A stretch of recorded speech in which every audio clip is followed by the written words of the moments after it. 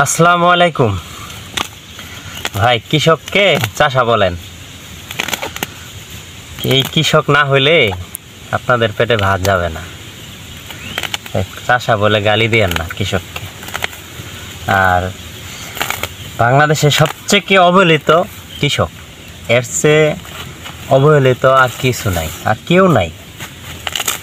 আর বাংলাদেশের ভিতরে কৃষক এমন অবহেলিত যে সারের জন্য ডিলারের কাছে বসে থাকতে হয়, ওষুধের জন্য ডিলারের কাছে যাইতে হয়, ঋণের বোঝা বছরকে বছর বয়ে বেড়ায়। এই যে কৃষিটা করে, লাখ লাখ টাকা খরচ করে, সেই কৃষিটা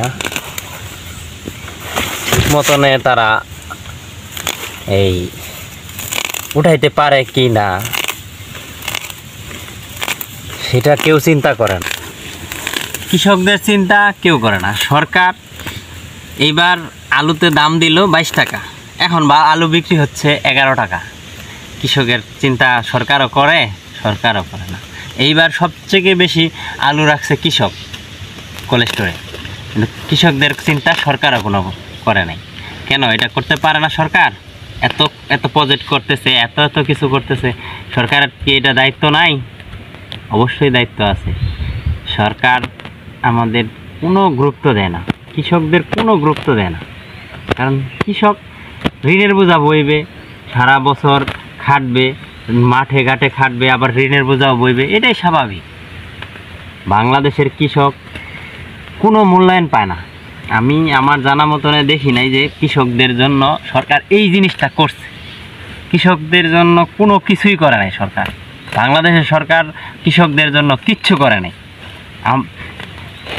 কৃষকরা ওই যে আন্দোলন করতে পারে না, শাহবাগ দখল করতে পারে না, তারপর এই রাস্তাঘাট বন্ধ করতে পারে না, তাদের পেট খায়। এই জন্যে কৃষকদের জন্য সরকারের ভাবার টাইম নেই। আর বিশেষ করে বাংলাদেশের কেউ কৃষকের জন্য ভাবে না। একটা কর্মকর্তা, একটা সচিব কিংবা মন্ত্রী, এমপি, এরা তো এদের আখের বুঝাইতেই শেষ। বাংলাদেশে এই জন্য কৃষকদের ভাগ্য খুব খারাপ। বাংলাদেশের কৃষকদের ভাগ্য খুব খারাপ।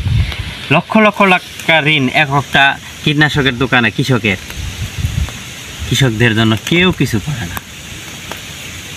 সেই কৃষকরা আত্মহত্যাও করে, মাঝে মধ্যে আত্মহত্যাও করে। বাংলাদেশে দেখবেন যে মাঝে মাঝেই ঋণের বোঝায় আত্মহত্যা করে। কেউ কি প্রকাশ করে যে এটা কৃষক? আসলে কৃষক তারা এই লক্ষ লক্ষ টাকা এই কীটনাশকের দোকানে পায়। দেখবেন যে এই সারের ডিলারের ওইখানে যায় বসে থাকতে হয়, কত কিছু করতে হয় কৃষকদের। আবার মাঠে ঘাটে এই রৌদ্রের ভিতরে খাটতে হয়। কৃষকদের জন্য কেউ ভাবে না ভাই, কেউ না। আশা করি ভালো থাকবেন। আমার কথায় যদি কেউ মন খারাপ করেন, আমাকে মাফ করে দিয়েন।